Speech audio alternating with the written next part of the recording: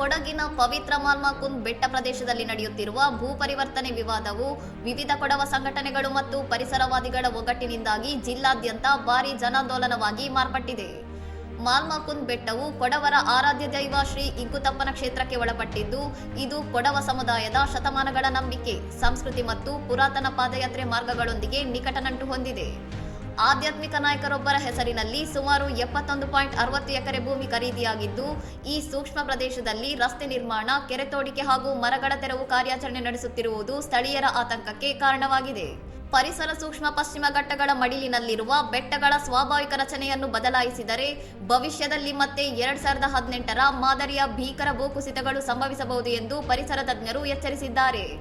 ಅಖಿಲ ಕೊಡವ ಸಮಾಜ ಸೇರಿದಂತೆ ಹಲವು ಸಂಘಟನೆಗಳು ಕೃಷಿಯೇತರ ಉದ್ದೇಶಗಳಿಗೆ ಭೂ ಪರಿವರ್ತನೆ ಮಾಡಬಾರದು ಎಂದು ಆಗ್ರಹಿಸಿದ್ದು, ಪಂಚಾಯಿತಿಗಳಿಗೆ ಆಕ್ಷೇಪಣೆ ಸಲ್ಲಿಸಲು ಹಾಗೂ ಜಿಲ್ಲಾಧಿಕಾರಿಗಳನ್ನು ಭೇಟಿ ಮಾಡಲು ನಿರ್ಧರಿಸಿವೆ.